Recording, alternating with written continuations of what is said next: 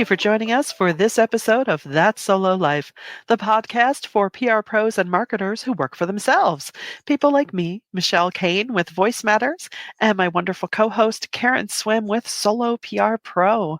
Hi, Karen. It's another week, another beautiful podcast out time, not hour, goodness. Hi, Michelle. I'm doing so well and just, glad to be here and spending this time with you and our listeners. How are you doing? I'm doing well too. Yes, we're making it through February, which is fantastic. I was just talking to a client and we were both marveling at how it is flying by. It really is. I cannot believe that next week is the end of February. It's the last week in the month. That went so quickly. Even with the extra day in it, it just seems to be just going poof, which is fine. Yeah. It means more daylight for us to soak in, and that's good. We've made it through the darkness of the season. So congratulations to all of us. And speaking of how darkness can have an impact, we're going to talk today actually about constructive criticism and how we're kind of sensing a little bit, we're feeling our generation a little bit in light of, I think, Karen, you brought up some comments over on LinkedIn about some Super Bowl ads and just some of the pushback that would you say, is it Gen Z mainly? What were you finding? Yeah, it's interesting. So there was some criticism of Super Bowl ads, and for a certain generation of us, it's like, okay, that's normal, right?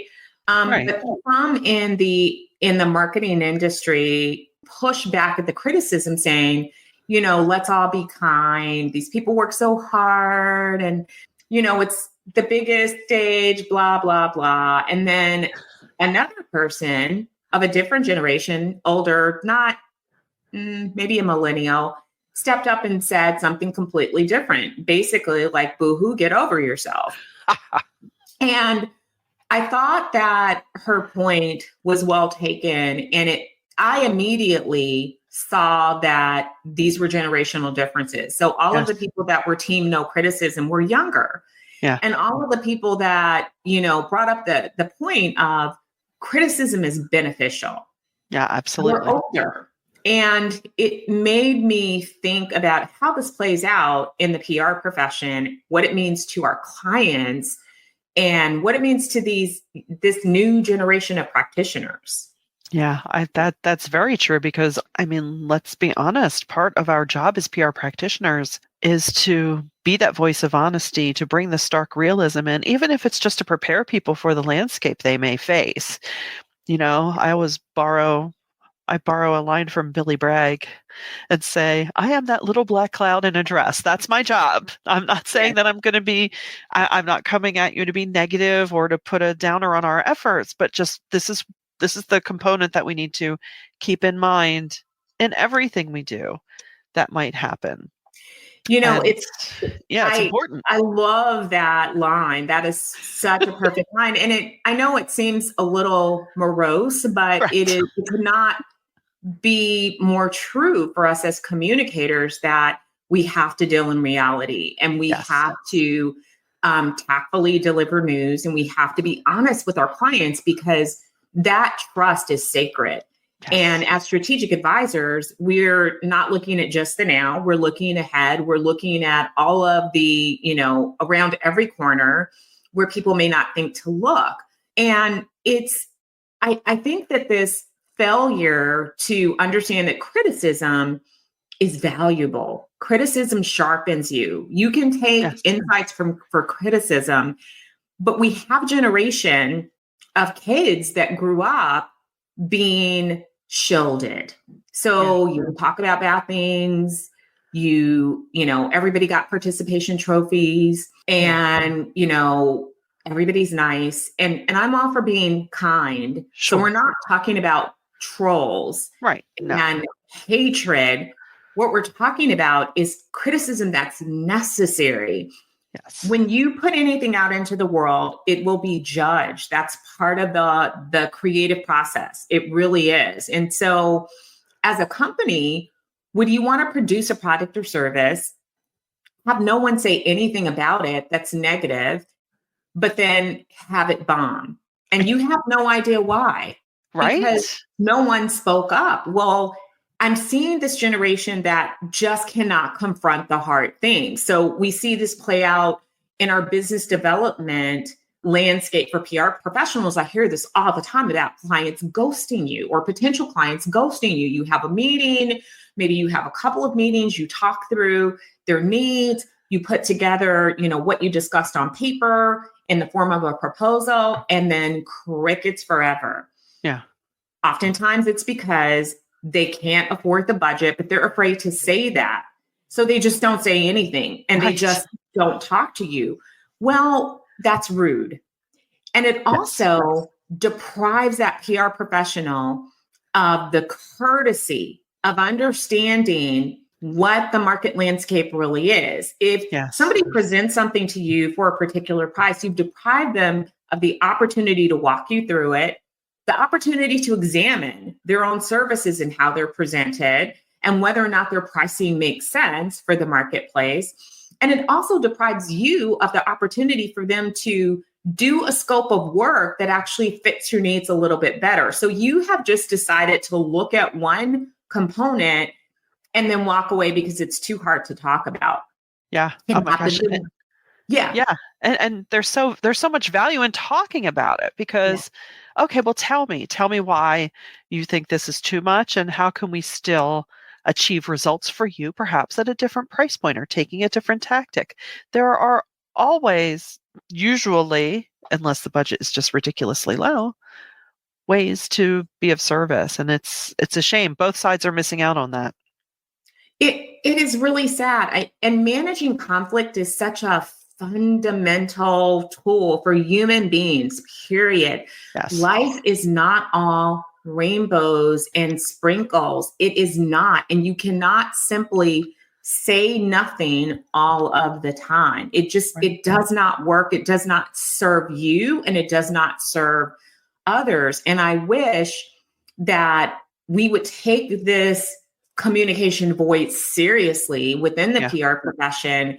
And those of us who are more experienced, and companies need to recognize this too, you need to begin to teach these soft skill sets to your next generation of workers. Do not assume that they have these skill sets. They do not. They cannot write business emails. They do not know these things. Does that mean that they are not smart? Of course not. They're brilliant, but they just don't have these soft skills. And so I think it's on us to ensure that we train them and that we, as an older generation, teach them how to tackle the difficult things and the difficult conversations. And I'm sure we've all had experiences. I've had this with younger workers who are so eager to say that they can do things that you ask questions and they say they can do it and they don't have a clue because they're afraid to say, I don't know how to do that, so that you can actually teach them and walk them through it.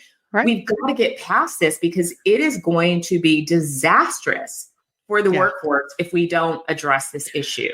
That is so incredibly true. I mean, and I love what you said about, setting projects up to fail, especially something as massive and as high budget and high spend as a Super Bowl spot. I mean, those are high stakes. And to spend all that time and energy on something that, whether you don't realize is going to just bomb out or it, but I can't say it. Oh my goodness. It's just, that's not going to end well for anyone. It's going to be so demoralizing to you. And also, please, as you're going about practicing the craft of public relations, we've got to keep our industry in mind. How does that present as our profession of what we do? I mean, we especially need to have the capability to have those hard conversations. And it doesn't have to be, it's kind of like it's like, they say, oh, it took me 5 seconds to do that task I've been putting off for 5 months because I thought it would take 5 hours. Yes. It's kind of like that. A lot of time, those hard conversations, that's going to earn you more respect with your clients they may be relieved that you brought it up. And yeah, the point is, it is coming from your caring about the work, you're caring about how the client is going to look.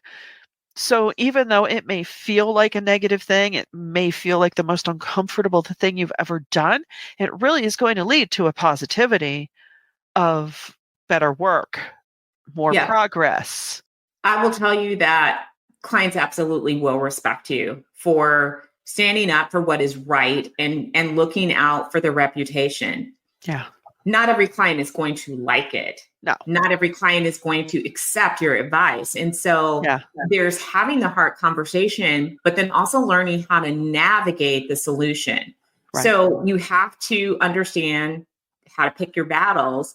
Yes. But you can't understand that if you're never addressing tough things. This is just part of the job, and you become better and better at it. So clients will push back. They will tell you, no, I want this. And you can give them your professional counsel, and then you have to make some decisions. How important is this? Is this like a fundamental no-no that we absolutely will not do it? We cannot do it. I'll give you an example. Right. If your client wants to quote someone in print, but they want it to be anonymous, we already know that's not going to fly with reporters unless you're talking, you know, in the political arena, deep Russian secrets, murder investigation. But in the business realm, that's not going to fly. You can't have somebody that's an anonymous quote or a made up name. I've confronted all of these issues over my career. Once had someone that said, oh, you know, this person is willing to be quoted, but can we just use a fake name? No, we cannot. No. So let's not quote them. So that was an absolute no. Like, I am not doing that. Right. If a client wants you to break the law or do something unethical, obviously you're not going to do that. Right. But you're not going to go to the mat over a semicolon or over a headline that is not the greatest, but it doesn't break any rules. Right. There are just some battles you have to choose because this is the negotiation of a client relationship. But again, have those conversations. And I think people, they misunderstand difficult conversations with fighting. You're not fighting. Exactly. It's not ugly. It doesn't even have to be, we're not talking raised voices. We're talking being a professional and understanding that it's in this role, you're not always going to get agreement. And the more that you advance in your career and as you begin to lead people, whether you're in an official leadership role or not, I promise you, because this is something else. I've seen this trend of the younger generation not aspiring to be managers, but please understand that leaders are not always leaders by title. Right. You can be leaders by virtue of the way that people listen and respect you, your experience in the field. And so as you advance in your career, whether you have an official leadership title or not, you will be a leader. And these are still issues that you'll have to learn to navigate. You can't just go through your career and your life just going along to please and never saying anything that conflicts with someone else's opinion. Yeah. And in fact, that could lead to some disrespect, to be completely honest. Most definitely. And if you are a woman in the workforce or any other ethnicity. Yes, exactly. This is something you don't want to do. And I know that women who stand up for themselves and speak their opinions are often regarded negatively, but I will tell you this. I would rather be respected than popular. Yep. Any day.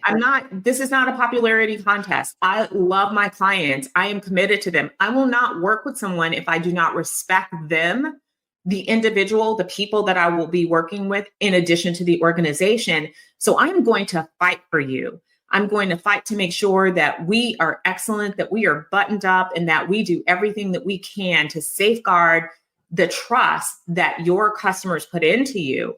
And so that means I'm looking out for you. And if I give you counsel, it's coming from a place of me as a strategic advisor, understanding something that you may not. This is my area of expertise. And that's why you hired me. So realize that too. Your employer, your clients, they hired you not so that you could just say yes to everything or be nice. Oh, okay, I'm going to do that. They hired you to do your freaking job. It's hard, Karen. It's hard. And you know what? It is hard some days. Yeah. Some Oh, days God.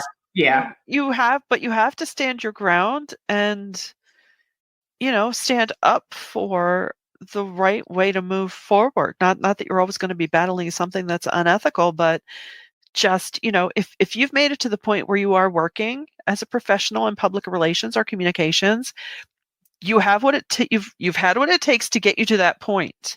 So trust that instinct. And I know it can be very difficult in a world where increasingly sometimes it feels like our profession is not regarded as a profession on par with other professions that have designations, right? And even though there is a designation in public relations, but hopefully my point's, coming across. So I get it. Yeah. But we are every bit the professionals. We know our world, and even though other people dabble in our world, that does not make them expert. And trust, there are things they haven't thought of, and are things they would never even have considered, that to us comes firsthand.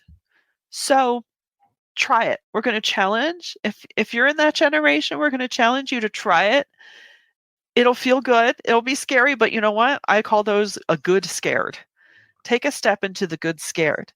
And, if you're looking for a community that will help guide you, shameless self-promotion plug segue, sign up for the newsletters at soloprpro.com. Join the community, because that is where I call it the ultimate staff meeting. It is a safe space where we can ask what we might feel is a dumb question, or we can say, hey, I'm facing this situation.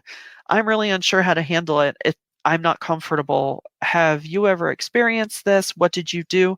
You will get such wise and supportive counsel. It will blow your socks off.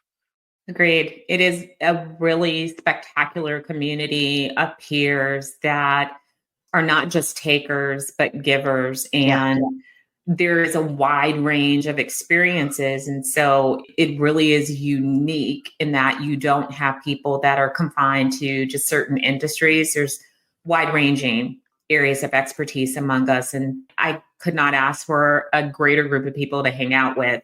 Yeah. And so, yes, please. I, of course, selfishly would love for you to join Solo PR, but we also would love it if you told people about this podcast that is geared to communication professionals. We've been doing this for what, Michelle, 300 episodes or so? Oh, we're getting there. This might be 237. Yeah. So this is not a fly-by-night operation. We are committed. We are passionate. And we have been consistent in broadcasting week after week after week. And we still love it today as much as we did on episode 1.